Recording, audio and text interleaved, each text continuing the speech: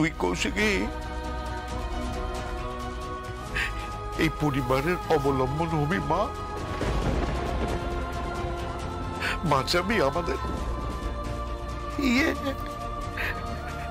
এত বড় অসম্মান, গৃহবধূ হত্যা মামলা, বাঁচাবি। কাকুমণি, কৌশিকী ও ঠিকই বলেছে, আমারও একই কথা। মামা প্লিজ, তোমরা একদম চিন্তা করো না, আমি আছি তো। আমার পরিবারের কেউ কিচ্ছু করতে পারবে না, কিচ্ছু না, একদম চিন্তা করো না তোমরা। মা এসো, এসো।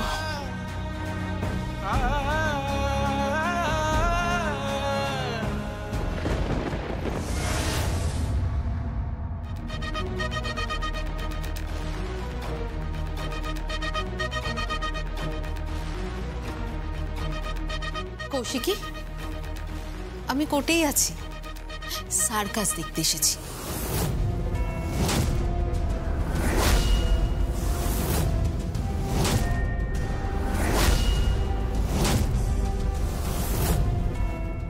ওই যে দেখতে পাচ্ছ রিং মাস্টার, মেহেন্দি মুখার্জি, মুখার্জি পরিবারের বউ। রিং মাস্টার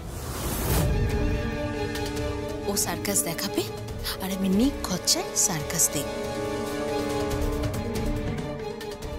আর সার্কাস হয়ে যাওয়ার পর যখন তোমাদের সাজা হবে তখন না এই পুরো কোর্ট চত্বর প্রেসে ভরে যাবে। দরকার পড়লে আমি কিন্তু নিজে বুম ধরবো, ক্যামেরা ধরবো। কৌশিকী, শুধুমাত্র তোমার জন্য।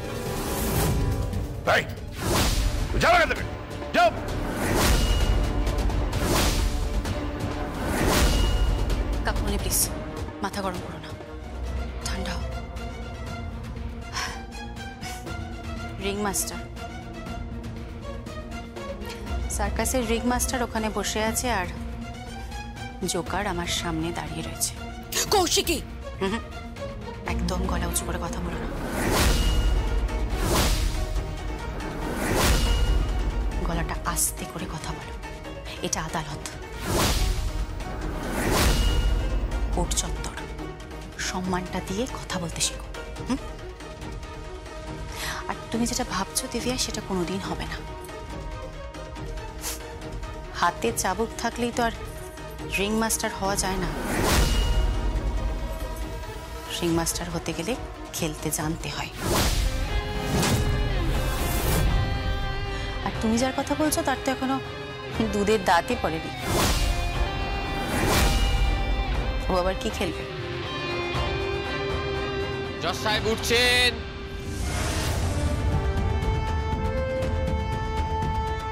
আপনারা আসুন। আজ থেকে শুরু হলো পতন মুখার্জির সাম্রাজ্যে।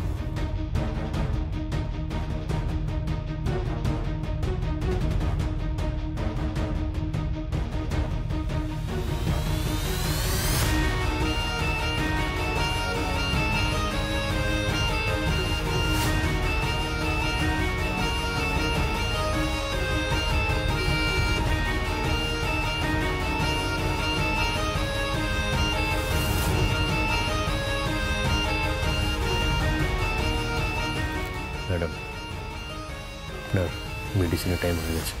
কোর্টের কাজ শুরু করা হোক। Case number 304/2024।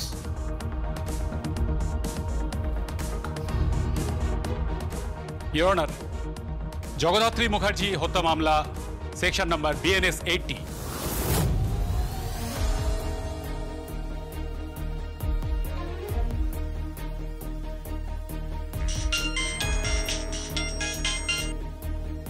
হ্যালো, ডক্টর, আপনি এনআইসিউর সামনে থাকবেন। কোনো বিপদ হলে আমাকে ফোন করবেন, আমি পৌঁছে যাব। আপনার এখন মেডিসিন নেওয়ার টাইম। মেডিসিন পাঠিয়েছি আমি। আর হ্যাঁ, আজকে আপনার দুটো টেস্ট করতে হবে, একটা স্ক্যানও করতে হবে। আসবো আসবো ডক্টর। আমি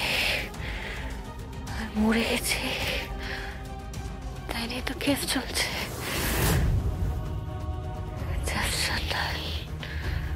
মৃত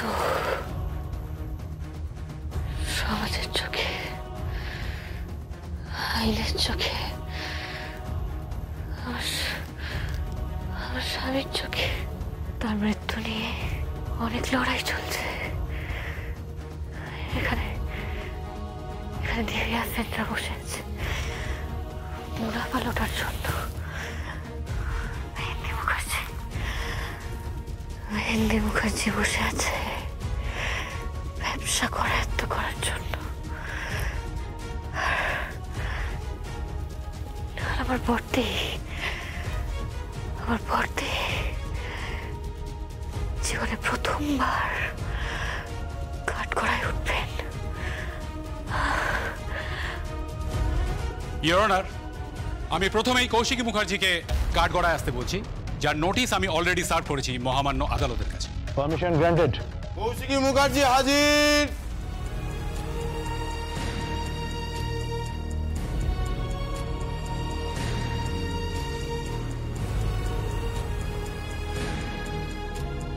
আপনি কাঠগড়ায় আসুন।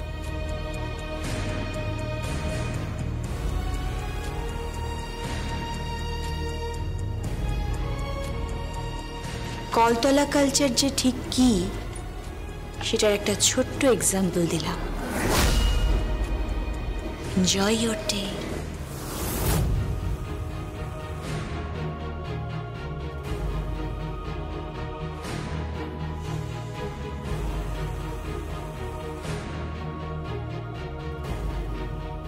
ক্ষমা করে দেবেন, এক্সট্রিমলি সরি। গীতায় হাত রেখে বলুন, যাহা বলিব সত্য বলিব, সত্য বই মিথ্যা বলিব না।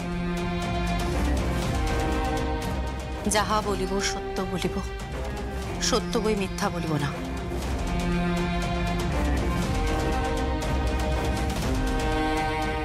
আপনার নাম? কৌশিকী মুখার্জি। জগদ্ধাত্রী মুখার্জিকে আপনি চিনতেন? আমাদের বাড়ির বড় বউ। আপনাদের বাড়ি? না, মানে যতদূর আমি জানি যে আপনি হলেন সাহিত্যিক সমরেশ চট্টোপাধ্যায়ের স্ত্রী, তাহলে ওটা আপনার বাড়ি কি করে হলো?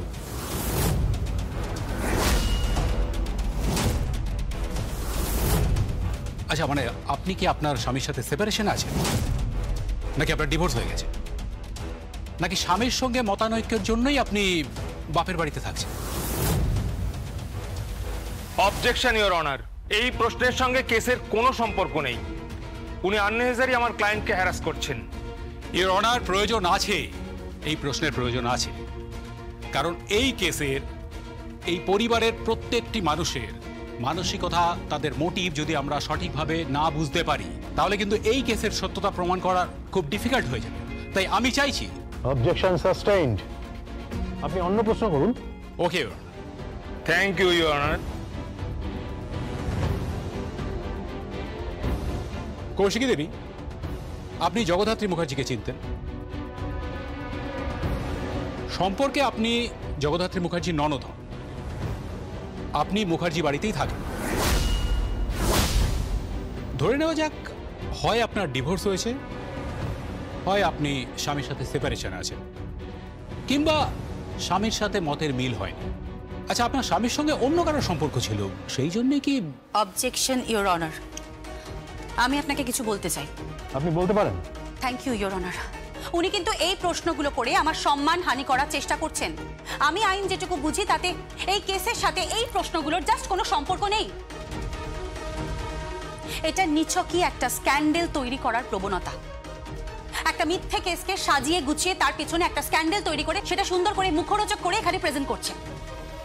ইওর অনার, এই কোর্টেই রয়েছেন মিডিয়ার কিছু লোকজন। দিব্যা সেনের মতন কিছু লোক এখানে উপস্থিত রয়েছেন, তারাই কিন্তু পরবর্তীকালে এই খবরগুলোকে মুখরোচক করে বিক্রি করবেন। আর সেটা আমি চাইছি না। আমি কোনো মুখরোচক খবর তৈরি করতে চাইছি না। উনি প্রশ্ন করার আগে আমি আপনাকে বলে দিচ্ছি যে আমার যা যা বক্তব্য। ইওর অনার, আমি কৌশিকী মুখার্জি, আমার পিতা দিবানাথ মুখার্জি, আমার মা ভার্গবী মুখার্জি। আমি এই শহরে একটা নামি দামি খবরের কাগজের অফিস চালাই। আমার একটা নিউজ চ্যানেলও আছে, সেটাও চালাই। কিছু নামি দামি ম্যাগাজিনও আমি চালাই। আমার পরিচয় এই শহরে নতুন করে কাউকে কিছু দেওয়ার নেই। আমাদের ডিফেক্ট লয়ারের স্মৃতিশক্তি লোপ পেয়েছে, তাই হয়তো উনি আননেসেসারি কিছু প্রশ্ন করছেন, যে প্রশ্নের উত্তরগুলো এই শহরের একটা বাচ্চা ছেলেও দিতে পারবে। আমার মনে হয় ওনার আইন নিয়ে কিছু বক্তব্য পেশ করার আগে একটু জেনারেল নলেজটা বাড়িয়ে নেওয়াটা দরকার। ইওর অনার, এবার কিন্তু উনি আমাকে অসম্মান করছেন। অ্যাডভোকেট মৈত্র, আপনি ওনাকে বলতে দিন। কৌশিকী দেবী, আপনি বলুন। Thank you your honour. Your honour, আমি বলতে চাইছি যে এটা কোনোভাবেই একটা গৃহবধূ হত্যার মামলা নয়। আমরা ভুলে গেছি যে জগদ্ধাত্রী মুখার্জি কিন্তু একটা অন্য পেশায় ছিল। সেখানে কিন্তু ওনার পেশায় উনি জ্যাজ চ্যানেল নামে পরিচিত ছিলেন। এই শহরে প্রত্যেকটি ক্রিমিনালের সাথে সাথে অন্য স্টেটের ক্রিমিনালরাও কিন্তু জ্যাজ চ্যানেলকে খুব ভালো করে চিনেন। আর এই সমস্ত ক্রিমিনালদের কাছে না জ্যাজ চ্যানেল জমের মতন ছিল। তার এবিলিটি নিয়ে তার ডিপার্টমেন্ট কোনোদিন কোনো প্রশ্ন তুলবে না, কারণ যে কোনো দুরূহ কেস সে নিমেষের মধ্যে সলভ করতে পারত। এবং এর জন্য কিন্তু ও বহুবার জীবনের ঝুঁকি নিয়েছে। জ্যাজ চ্যানেলের মতন অফিসার, ইন্টেলিজেন্স ডিপার্টমেন্টের গর্ব। এই মেয়েটি কিন্তু আমার বাড়ির বউ। ওকে নিয়ে আমিও অহংকার করতাম। ও ছিল সৎ এবং ঋজু চরিত্রের।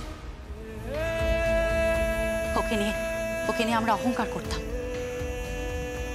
সে তার ডিপার্টমেন্ট সামলাতো, একাধারে সে আমাদের সংসারটাও সামলাতো। সে বাড়ির ব্রেকফাস্ট থেকে শুরু করে লাঞ্চ, ডিনার, চা, খাবার দাবার সমস্ত কিছু নিজের হাতে তৈরি করত। ওর সম্পর্কে জাস্ট কারুর কোনো কমপ্লেন ছিল না। যে হত্যাটাকে নিয়ে গৃহবধূ হত্যার মামলা করা হচ্ছে, সেটা কিন্তু গৃহবধূ হত্যা নয়, সেটা জাস্ট একটা হত্যা। এন্ড ইওর অনার, আমি ঠিক সেই সময়টাই না বাড়িতে ছিলাম না, যার জন্য এই হত্যাটা নিয়ে আমি সেরকম কিছু বলতে পারবো না। তবে ইওর অনার, আমার কাছে একটা এভিডেন্স আছে।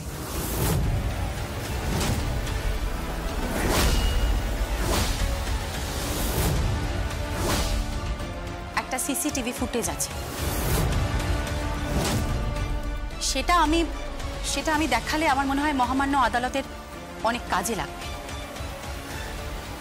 না হলে আমার পথে তৈরি হয়েছে। সালাম, আপনাকে সালাম করতে মুখ্যম প্রমাণ পড়তে নিয়ে এসছে। ইওর অনার, সেই প্রমাণটি আমার উকিল সাহেবের কাছে দেওয়া আছে। ইওর অনার, এই সেই সিসিটিভি ফুটেজ। আমি এটি আদালতে পেশ করতে চাই। Permission granted.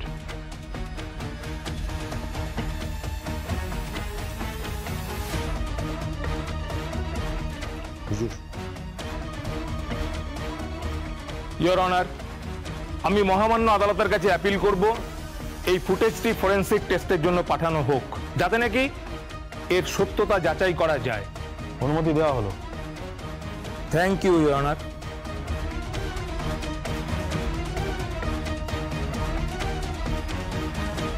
অ্যাডভোকেট মৈত্র, আপনি আর কোনো প্রশ্ন করতে চান? No your. আমি পরবর্তীতে বৈদেহী মুখার্জিকে কাঠগড়ায় আসার জন্য অনুরোধ জানাব। তার নোটিশও আদালতের কাছে দেওয়া আছে। Yes, you can do that. Kaushiki মুখার্জিকে কাঠগড়া থেকে নেমে আসার জন্য অনুরোধ করছি।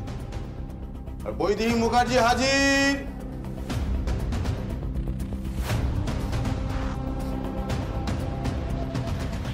আমার নার্ভাস লাগছে খুব।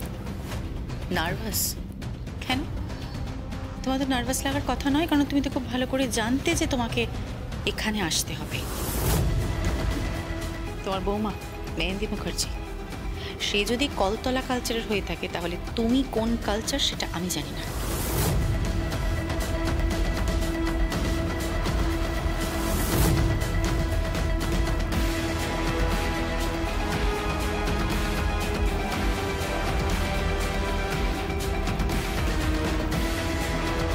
গীতায় হাত রেখে বলুন, যাহা বলিব সত্য বলিব, সত্য বই মিথ্যা বলিব না। যাহা বলিব সত্য বলিব, সত্য বই মিথ্যা বলিব না।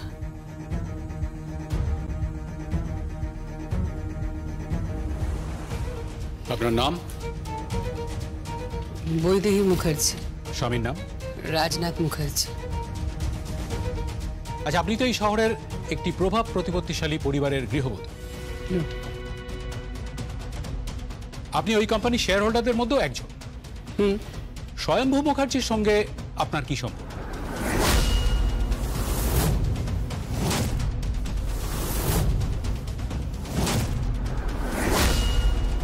স্বয়ম্ভু মুখার্জির সঙ্গে আমার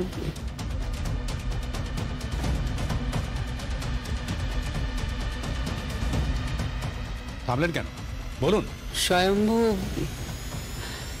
স্বয়ম্ভু মুখার্জি পরিবারের সন্তান। আমি বলছি স্বয়ম্ভু মুখার্জির সাথে আপনার কি সম্পর্ক? স্বয়ম্ভু সঙ্গে আমার সম্পর্ক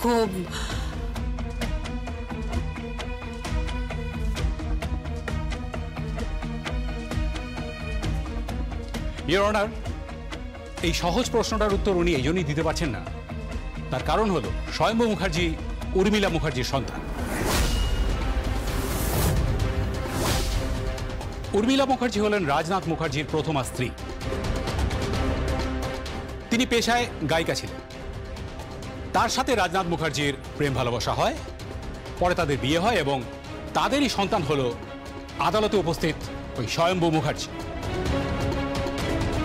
স্বয়ম্ভু তার মায়ের মৃত্যুর পরে অনাথ আশ্রমে লালিত পালিত হয়েছে। বাবা হিসেবে রাজনাথ মুখার্জি তার প্রতি কোনো রকম কর্তব্য দেখাননি, না দেখিয়েছে মুখার্জি পরিবার, আর না দেখিয়েছেন এই বৈদেহী মুখার্জি। স্বয়ম্ভু মুখার্জির এই বাড়িতে ফিরে আসার পরেই শুরু হয় মূল সমস্যা। রাজনাথ মুখার্জির প্রথমা স্ত্রী উর্মিলা মুখার্জির সন্তান হিসেবে স্বয়ম্ভু মুখার্জিকে কিছুতেই স্বীকৃতি দেননি বৈদেহী দেবী, এবং স্বীকৃতি দেননি স্বয়ম্ভু মুখার্জির স্ত্রী জগদ্ধাত্রী মুখার্জিকেও। ইওর অনার, এই জটিলতা এত দূর অবধি যায় যে শেষ পর্যন্ত রাজনাথ মুখার্জি এবং স্বয়ম্ভু মুখার্জিকে ডিএনএ টেস্ট করতে হবে।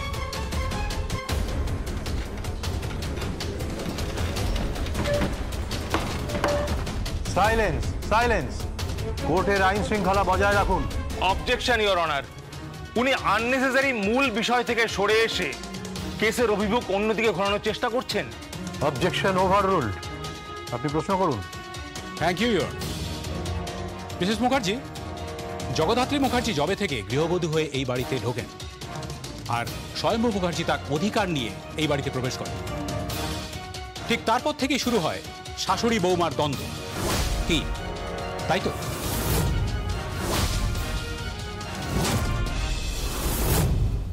না,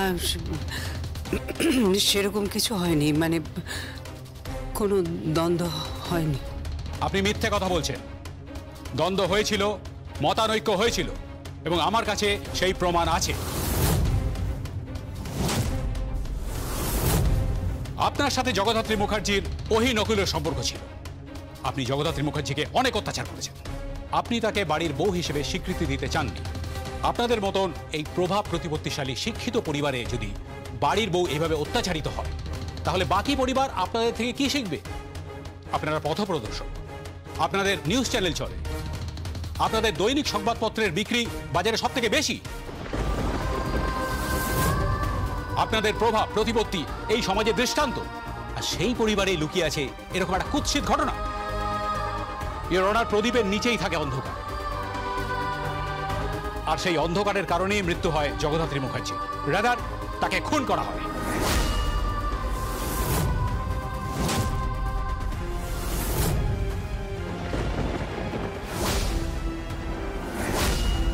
অবজেকশন ইওর অনার, জগদ্ধাত্রী মুখার্জিকে যদি খুন করা হয়েও থাকে তার জন্য মুখার্জি বাড়ির কেউ দায়ী নয়।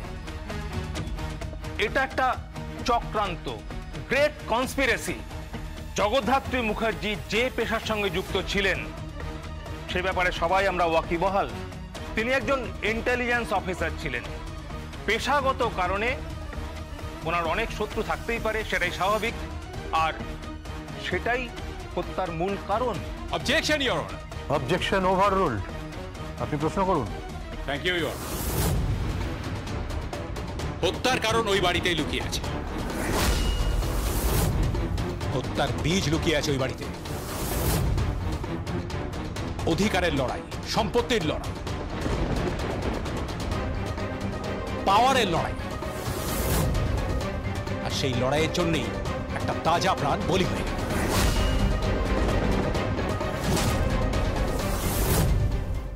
না, মিথ্যে কথা ইওর অনার, মিথ্যে কথা, সব মিথ্যে কথা। আমি সেদিনের বিস্তারিত আপনাকে বলছি।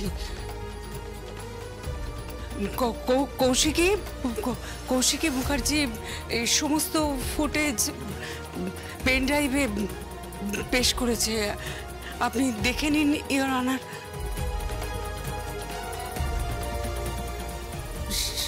সেদিন আমাদের বাড়িতে একজন নার্স এসে উপস্থিত হয়। জগদ্ধাত্রী অসুস্থ ছিল। ওর মস্তিষ্কে মৃত্যুর বীজ দানা বেঁধেছিল সেই সময়। ইওর অনার, হ্যাঁ, ওকে ডক্টর বারবার অপারেশন করতে বলেছিল, কিন্তু ও বাচ্চা জন্ম দেওয়ার জন্য অপারেশন করতে পারেনি, করতে চায়নি। ইনফ্যাক্ট সেই সময় এই সমস্ত সমস্যা শুরু হয়। তখনই সেদিন ওই নার্স এসে উপস্থিত হয়। ও বলে যে জগদ্ধাত্রীর ডাক্তার নাকি ওকে আসতে বলেছে জগদ্ধাত্রীকে ইঞ্জেকশন দেওয়ার জন্য। দুবেলা দুটো করে ইঞ্জেকশন দিতে হবে। তারপরে এই ঘটনাটা ঘটে। ইঞ্জেকশন দিতে লোক এসেছে জগদ্ধাত্রী বৌদিকে। হ্যাঁ, ডাকো। আপনি আসুন। দুবেলা করে দুটো ইঞ্জেকশন পড়বে বলেছে, আর প্রেসক্রিপশনটাও লাগবে। একজন এসে ইঞ্জেকশন দিয়ে গেলেন, তারপরে কি হলো আমি বুঝতে পারছি না। That's all your honour. আমি আর কিচ্ছু জানি না। বাকি যদি কেউ জেনে থাকে তো ওর স্বামী স্বয়ম্ভু ও প্রত্যক্ষদর্শী। আপনি মিথ্যে কথা বলছেন। তদন্তে এটা পরিষ্কার যে ওনাকে বিষ খাইয়ে মারা হয়েছে, আর বিষ খাইয়েছেন আপনারাই, জোর করে, তার উপরে অত্যাচার করে।